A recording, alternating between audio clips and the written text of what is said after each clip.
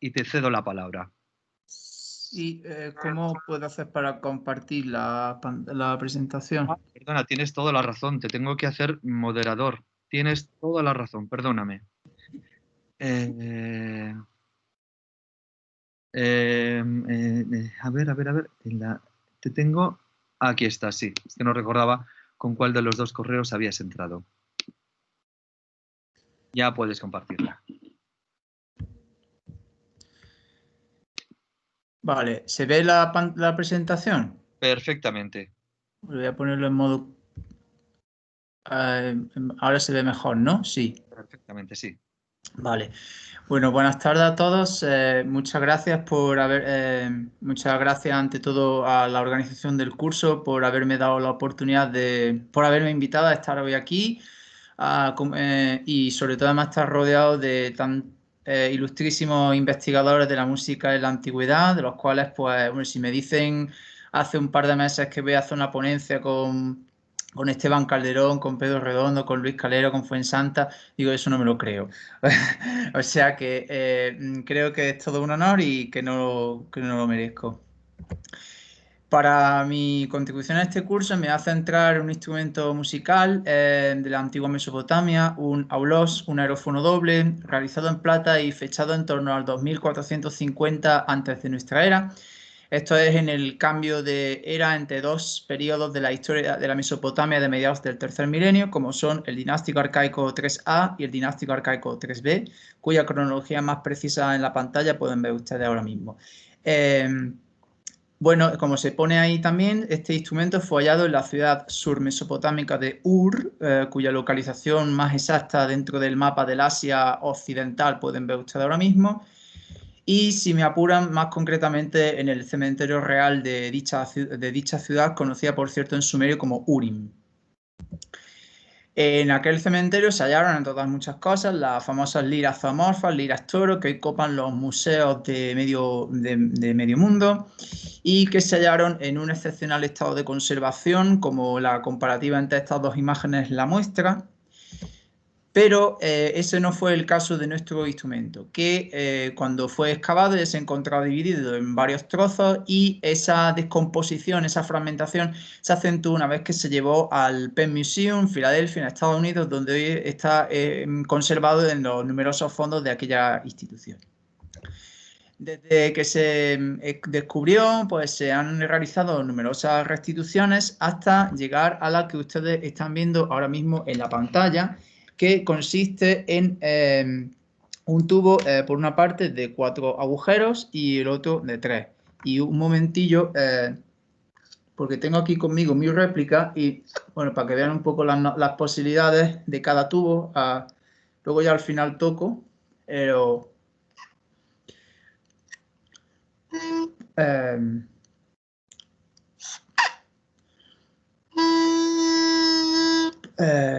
sí, ahora.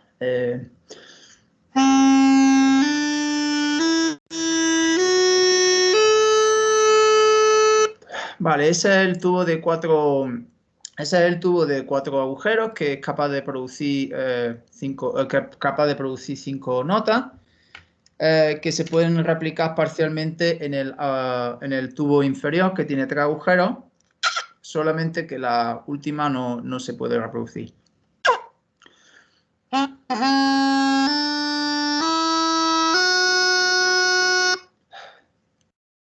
Vale, bueno, esa reconstrucción fue propuesta por Paul Abergren, investigador de las músicas del Asia antigua, desde el Asia occidental hasta sobre todo el Asia oriental, como se ve claramente en la representación donde sostiene un chin, una cítara china. Bueno, Paul Abergren propuso su reconstrucción en este artículo que ustedes ven en la pantalla. Y al final del mismo, el autor proporcionaba 2 posibles razones por las que este instrumento pudo ser destruido en la antigüedad. La primera de dichas razones la fundamentaba en la mitología mesopotámica, partiendo de un extracto neoasirio, esto es, de principios del primer milenio, del descenso de Inanna Ishtar al inframundo.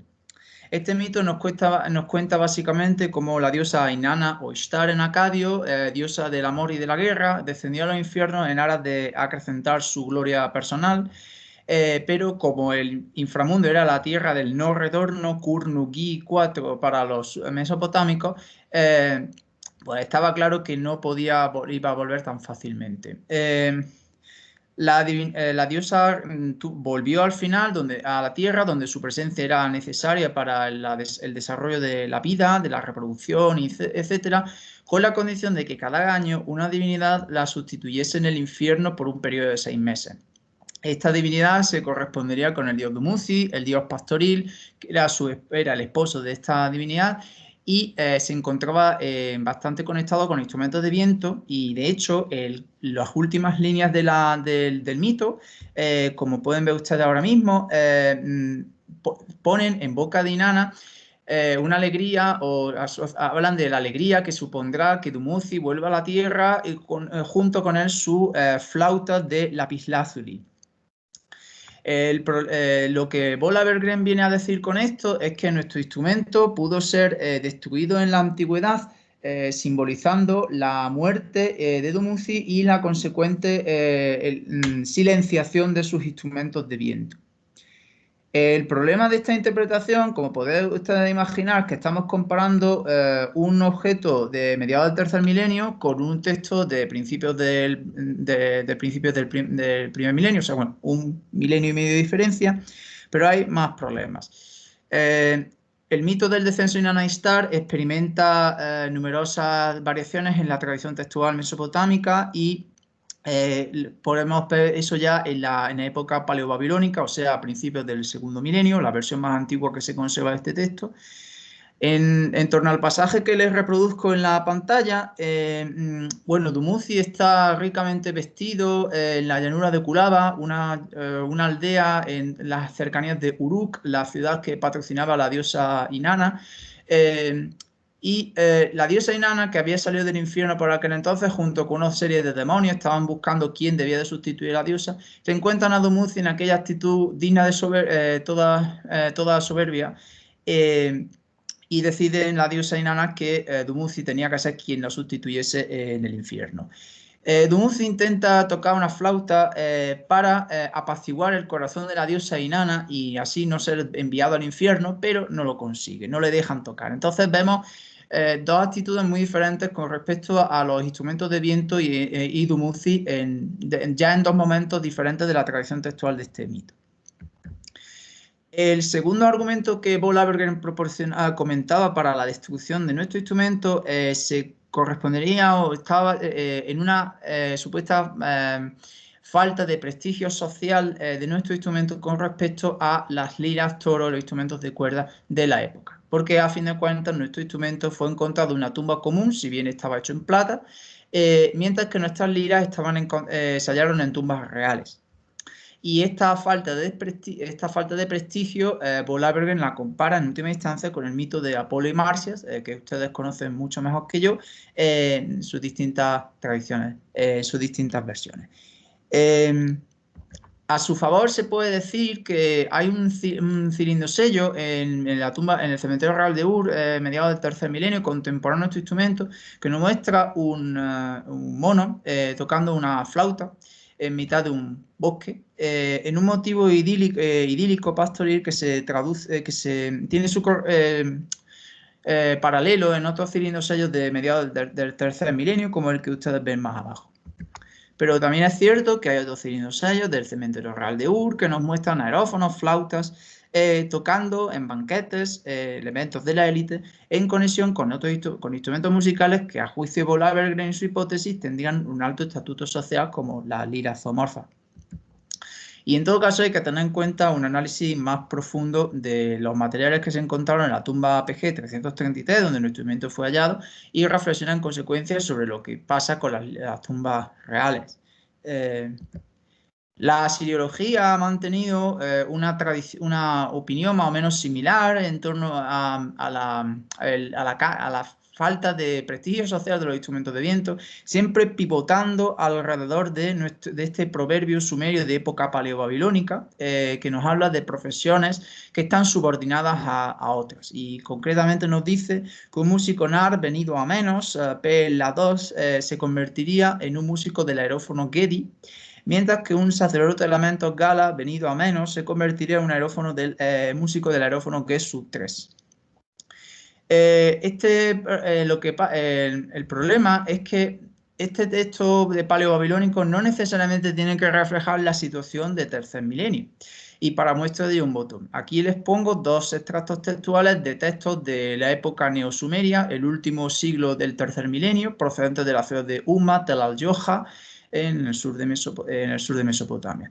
En el texto de arriba ustedes ven que un músico del aerófono Gedi, Duga, recibe 120 silas de cebada, o sea, unos 120 litros de cebada como retribución por su trabajo, mientras que en el texto de abajo una lista de músicos nar, entre ellos ninguno de ellos cobra por su retribución una cantidad tan alta de silas de cebada. Entonces, la pregunta que yo me hago es, ¿qué nos puede decir un análisis más profundo de la evidencia textual y material en la comprensión de por qué nuestro instrumento de viento fue destruido? Y yo soy filólogo, pero voy a empezar con mi consideración sobre la tumba PG 333. PG significa Private Grave en inglés y, bueno, la tumba se compone de dos urnas cinerarias que ustedes ven aquí con el cursor y no se halló nada en ellas. Todo lo que se encontró en la tumba está alrededor de las urnas cinerarias y esto ya le hizo pensar a Sir Leonard Woolley que eran ofrendas. Pero vamos a analizar un poco más en profundidad qué es lo que tenemos aquí. Bueno, lo primero que tenemos son recipientes de cerámica, algunos de ellos, por cierto, difíciles de transportar y todos ellos utilizados para contener líquidos y alimentos que el difunto debía de utilizar o podría utilizar para participar en un banquete ultraterrenal. De hecho, los objetos con el circulito en verde contenían restos de oveja cuando fueron encontrados. Pero también se hallaron otros numerosos objetos en la tumba. Bueno, se encontraron también algunas vasijas y cuencos de cobre para poder verter líquido, en línea con lo que hemos mostrado, pero también otros objetos mucho más variopintos, como ahora mismo vamos a ver. Pues nos encontramos cinceles de cobre, nos encontramos agujas de cobre, cuchillas de afeitar, hachas de cobre, puntas de flecha, una piedra afilada, incluso una sierra de cobre. Todo ello ya muy variopinto. Y luego, aparte de nuestro instrumento en plata, nos encontramos brazaletes, anillos, alambres hechos en plata, así como algunas cuentas de lapislázuli. Y todo esto me lleva a dos conclusiones al respecto. Lo primero, definitivamente los objetos que tenemos en la tumba son ofrendas, no son el ajuar de los difuntos.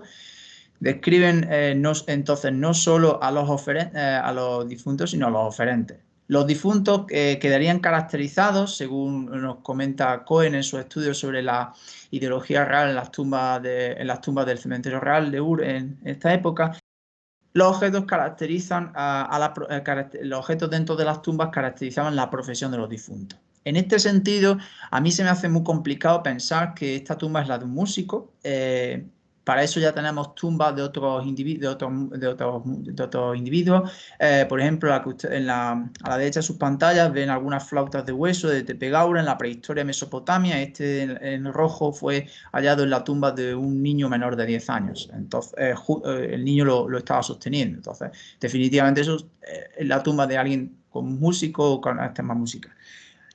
Tiendo a pensar que la tumba de estas personas, en la tumba PG 333, sería un forjador, un trabajador del metal, Si-7 en sumerio, o como se lee tradicionalmente, Simuk, y no sería la tumba de un músico. La segunda conclusión que yo me planteo es que definitivamente nuestro instrumento fue destruido en época antigua, ya que tenemos objetos de plata hallados en mejor estado de conservación. Pero hay que tener en cuenta dos cosas. Por una parte, nuestro instrumento es un objeto hueco, por dentro y con numerosos agujeros. Entonces es muy posible que los efectos, los procesos postdeposicionales, el que esté enterrado a 4,80 metros bajo la tierra, facilitara su destrucción accidental en la época antigua. Y la única destrucción deliberada que yo encuentro es esto de aquí, este doblado, que claramente serviría para inutilizar este instrumento. Y paso a continuación a tratar las fuentes textuales, lamentando ya desde el primer momento que no tenemos fuentes textuales, demasiadas fuentes textuales para Ur en el dinástico arcaico 3, ya sea A o B, que nos hablen de músicos. La única fuente que disponemos es esta alusión a un músico, Munusanucus, dentro de una lista de trabajadores. Entonces no podemos saber ni lo que cobraba, ni el prestigio o menor prestigio social que tuviese. Y la cuestión que nos tenemos que plantear aquí, en primer lugar, es cómo nuestro instrumento pudo denominarse en sumerio. Esto es la lengua mayoritaria que los hablantes de la Mesopotamia del tercer milenio utilizaban. Textos posteriores de época sargónica o paleoacadia y especialmente en Ur 3 nos mencionan un objeto denominado en sumerio como Ge es caña, y calificado como Su3. Yo prefiero seguir el sistema de Pascal Attinger, que lo deja un poco como de lectura incierta. O sea, una caña elaborada en diferentes materiales, ya sean en cobre, en bronce, en plata, como en el caso de esta imagen, e incluso en oro. Estos objetos además se encuentran o podían ser destinados para lugares cultuales o para algún templo, como es el caso del que ustedes ven aquí en la pantalla, o una serie de objetos de metal enviados al templo posiblemente de la diosa Ninsumun. El cuneiforme aquí, la tablilla original debería estar muy mal preservada y la lectura es incierta. Si estos instrumentos son, si estos objetos son instrumentos musicales, no deben de ser flautas realmente, como se suelen traducir sino a objetos como nuestro aulos. Y es que las flautas realizadas en metal en la antigüedad se han considerado prácticamente como, imposibles de encontrar, no hay evidencia. Para el antiguo Egipto, como muchos se han considerado ejemplos modelos, de los cuales pues no se ha encontrado ningún ejemplar in situ. Y para ejemplos reales tenemos como mucho el plagiaulos de Coillet, que es una flauta travesera en hueso, pero como mucho con decoración de anillos de bronce para decoración. Y de hecho en las prácticas musicales del Asia Occidental moderno es también improbable. El ney, la flauta por excelencia, está hecha siempre de caña y solamente hoy en día se hacen algunos ney de plástico e incluso de metal, de plata, como en este dibujo aquí, este vídeo aquí que lo presenta el autor como toda una innovación.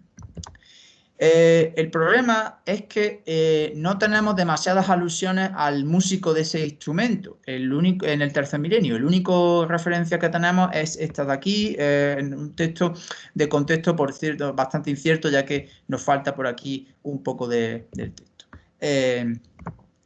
Y luego, en los textos del mediados del tercer milenio, contemporáneos a nuestro instrumento, solamente nos encontramos dos términos para instrumentos de viento, de los cuales uno de ellos, ligado con el signo TAC4, que definitivamente no se sabe lo que es, y tenemos el otro que es GEDI, que es el que ustedes ven en verde.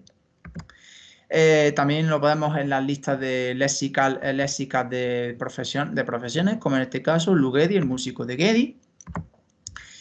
El problema es que según los textos léxicos del EBLA, los textos léxicos bilingües, que son casi como nuestro gran diccionario en el mediado del tercer milenio para entender algunos términos sumerios, porque proporcionan equivalencia, ya que no tenemos textos léxicos sumerios acadios. Bueno, los textos léxicos de EBLA traducen Gedi al eblaíta como parium, que podría corresponderse en otras lenguas semíticas con algo referente a un objeto vacío, hueco. Entonces, definitivamente apunta que es una flauta. Pero el caso es que tenemos en algunos textos de EBLA referencias a Gedi elaborados en metal, como el caso de este texto de aquí, en el que se habla de un Gedi realizado en estaño y cobre para los danzantes cultuales Nedi del rey.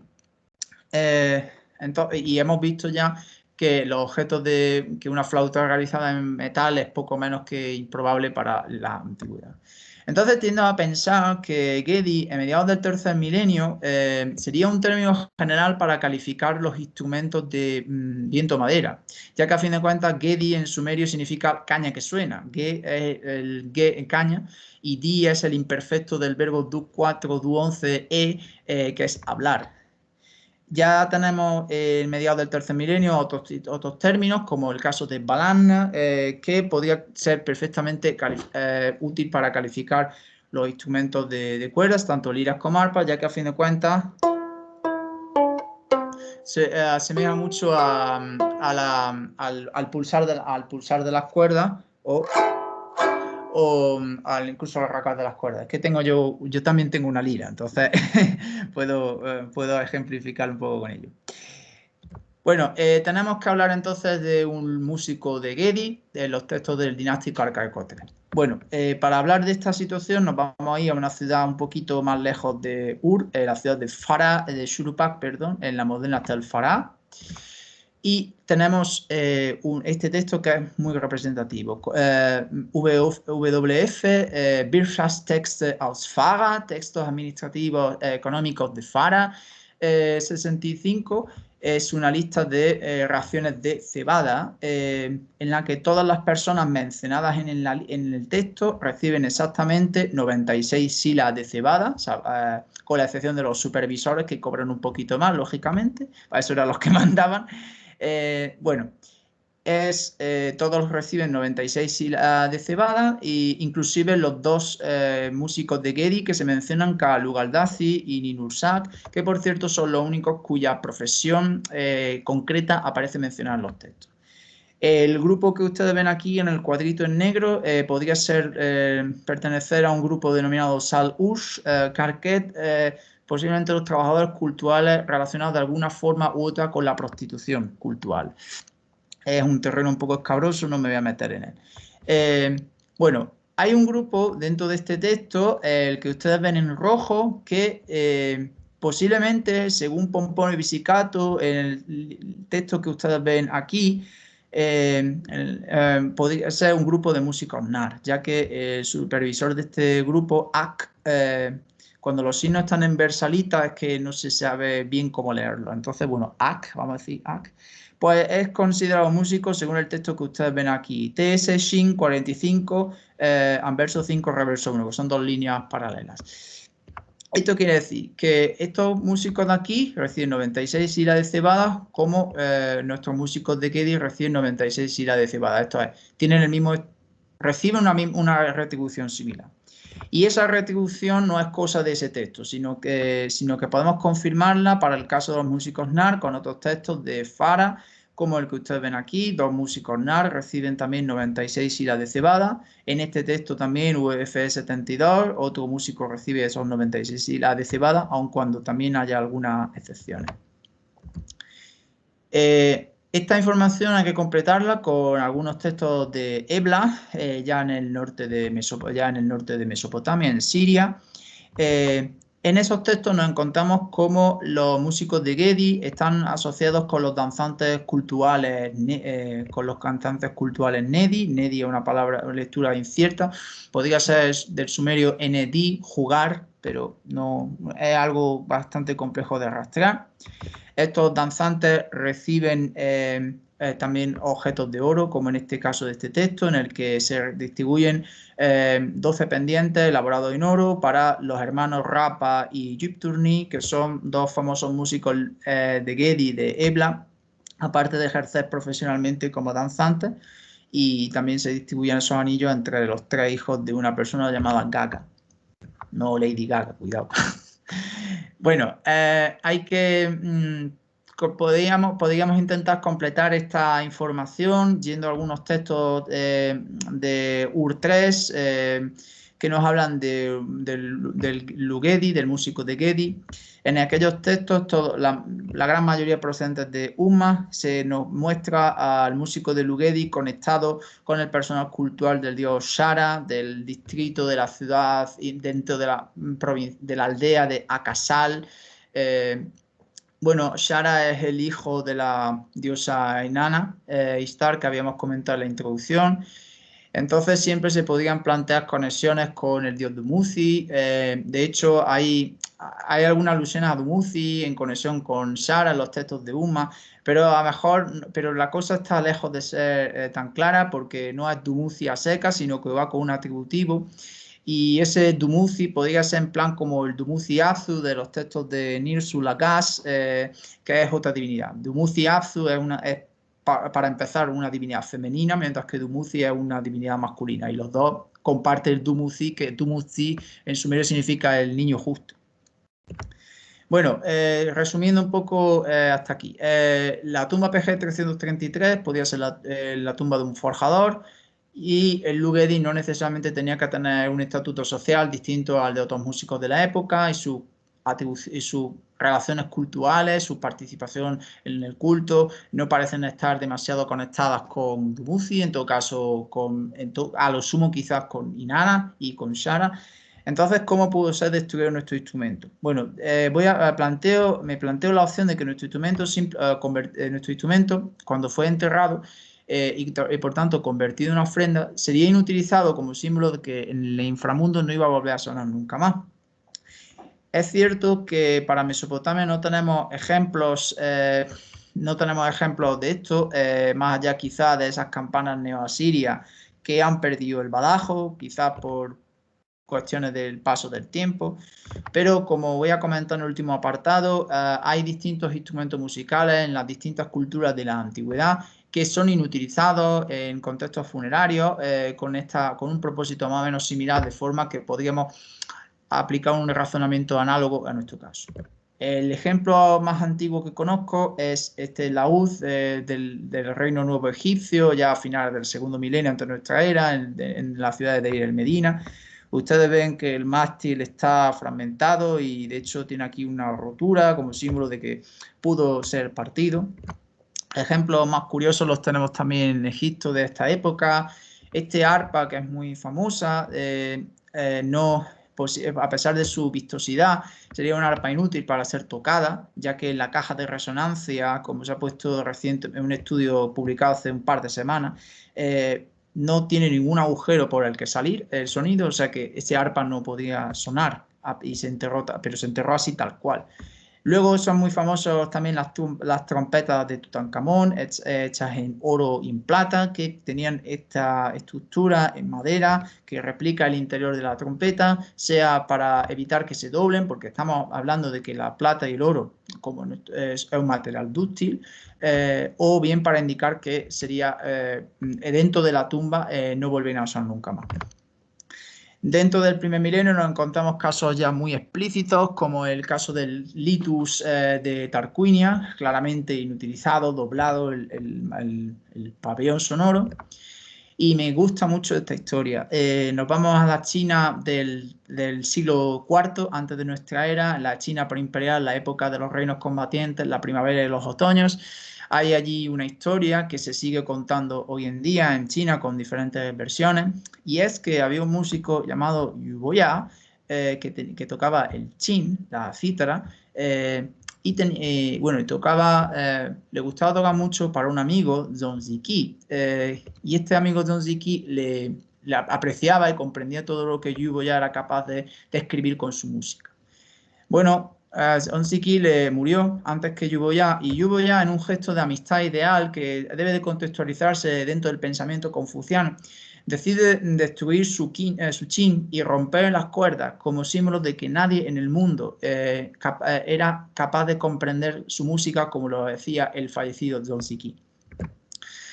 Volviendo a escenarios más conocidos por todos, Europa, en el cambio de era nos encontramos las famosas trompas célticas, los cárniques, destruidos en distintos depósitos culturales. y incluso podemos irnos al Sudán del Norte, Meroe, los famosos Jauloi de Meroe, sumamente fragmentados y cuya reconstrucción todavía sigue en proceso. Son de esos casos un poco, algunos me comentarán son casos un poco debatibles, pero bueno, me remito un poco a lo que se ha dicho y lo dejo caer. Y el último caso que quisiera poner es este laúd copto de la tumba de la profetisa de Antinópolis, ya en el siglo VII de nuestra era. Este laúd se encontró en la tumba con el mástil y la caja de resonancia separados. No es que el laúd fuera roto, el laúd ya se había roto antes, se había intentado reparar, como muestra el intento de arreglarlo por aquí, pero parece que se volvió a romper todo ello antes de ser enterrado en la tumba, y al final se depositó tal cual, así, separado, etc. Bueno, a modo de conclusiones, nuestro instrumento no debió de tener un estatuto social más bajo que el de los otros músicos de la época, ya sea de acuerdo a las fuentes materiales, a las fuentes textuales, y simplemente sería inutilizado como símbolo de que no iba a volver a ser tocado nunca más. También hay que tener en cuenta que estamos hablando de un objeto del 2450 antes de nuestra era y que fue enterrado a 4,80 metros bajo la tierra. Entonces, pues hay que tener en cuenta la acción de los procesos post-deposicionales. Y bueno, me gustaría terminar la exposición, bueno, tocando un poquito. ¿Cómo lo puedo hacer, Luis, para bueno, que me veáis tocando? Sí, pues quita la presentación y entonces en teoría ocuparás tú la pantalla. Ahí estás, ahí te vemos perfectamente. Vale, voy a aquí humedecer las cañas un poco, y que son cañas dobles, son como las de los oboes fagotes, si bien no son como las no son exactamente iguales, pero bueno, para dejar claro que no son simples como las de launedas y todo esto. Bueno, a ver si puedo calentar un poco a ver si me sitúo.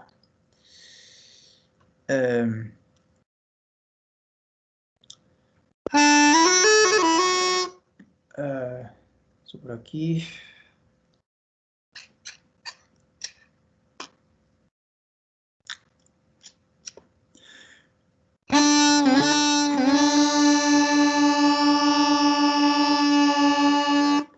Voy a ver si lo puedo ajustar un poquito más.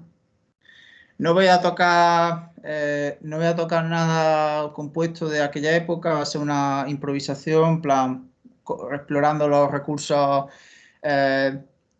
técnicos, los recursos melódicos y demás que puede tener el instrumento. Como se pueden imaginar, no tenemos piezas musicales de la época, e incluso la información de los textos teóricos es muy posterior, ya de época paleobabilónica, entonces es complicado decir algo.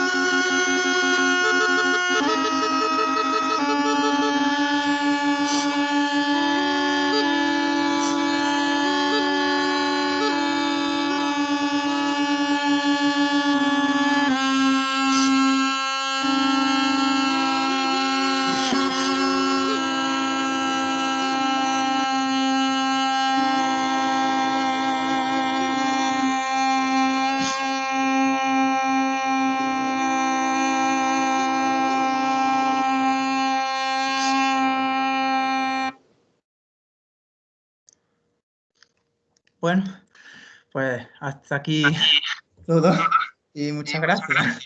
Muchísimas gracias, Daniel. No, gracias a ti. Yo, bueno, tengo que decir que antes se me ha olvidado porque, bueno, pues tenía un guión sobre su currículum, pero que, por supuesto, Daniel, como han podido comprobar, es un fiera en todo aquello que toca. Y, entre otras cosas, en Facebook tiene una maravillosa colección de tablillas en que todos aquellos que intentamos bucear un poco en este dificilísimo mundo de la música más atrás de Grecia, tenemos que echar mano de sus publicaciones de Facebook porque tienen las mejores fotos, las mejores informaciones, los mejores enlaces, etcétera. Yo ahora, antes de que voy a tomarme este privilegio que tengo de hacerte yo la pregunta el primero, mientras vemos quién más quiere preguntar por ahí, tengo un par de cosillas que preguntarte. Una, aunque supongo cuál va a ser la respuesta de esta, es, ¿sabemos algo de la respiración circular técnicamente en aquella época? Y dos, una pregunta más sencilla. Ese término que has comentado, ND, que ¿es jugar en el sentido de to play o jouer en francés, o es jugar en el sentido estricto como del español? Vale, sí. Sobre la primera pregunta, no, los textos mesopotámicos no hay una referencia sobre la respiración circular, y de los textos de los himnos hurritas, que son lo más parecido que tenemos a la composición completa, vamos. Yo soy de la opinión de Hegel, de que los himnos hurritas reproducen el acompañamiento y la melodía del texto, el canto, sería aprendido de memoria por el cantante. Y eso tiene sentido con la disposición de cómo está el texto alrededor de la tablilla, y las indicaciones que se suelen hacer en los textos litúrgicos, en MSAL, etcétera, que tienen indicaciones para el canto. No obstante, bueno, eso que en los textos esos hurritas, perdón, que a veces se me van la olla, en esos las melodías que se han restituido, no se ven nociones de pausa, no se ven ni nociones de pausa ni nociones de todo acompañamiento. No obstante, hay un estudio muy interesante de Teddy Burke, para el libro editado por Añez García Ventura, Claudia Taboleri y Lorenzo Verderami, Study of Musical Performance in Antiquity, publicando en 2018. Me encantó el capítulo de Teddy Burke, en el que sí habla documenta el uso de la respiración circular para las trompetas shofarim del mundo bíblico. Entonces sí tiene sentido que se puede utilizar esa técnica. Eso por ahí. La otra pregunta era... que se me había La olvidado. del término ND, la de Sí, jugar. vale. Vale, sí. ND a su vez es un compuesto de di, el imperfecto del verbo do 11, es un verbo irregular, el sumerio, ¿vale? Entonces todas las formas de decir, di, y n, placer, y se puede utilizar tanto para usar para el juego en general como para tocar instrumentos musicales. Por ejemplo, un texto que pueden ver La maldición de Agadé, que está disponible en el Electronic Text Corpus of Sumerian Literature. Es la línea número 35. Se menciona a unas mujeres tocando el al-nasur, que es una especie de zambomba, básicamente. Sí, y se utiliza el verbo ND con esa expresión con el instrumento. Entonces sí se puede de esto. Y aparte, esa expresión como otra fue estudiada por Pascal Attinger, que yo es una de las personas que yo más sigo en sumerología, en su libro Éléments de linguistique sumérienne, la construcción du verbe du di, que está disponible en internet, por cierto, una monstruosidad de libro, y ahí analiza la expresión ND, o sea que se puede estudiar. Sí, pues... Fantástico, muchas gracias. ¿Hay alguna pregunta más? Nos has dejado todos boquiabiertos. Sí, yo creo que es muy denso, todo lo que hago es muy denso siempre. O sea que, bueno, solamente mencionar la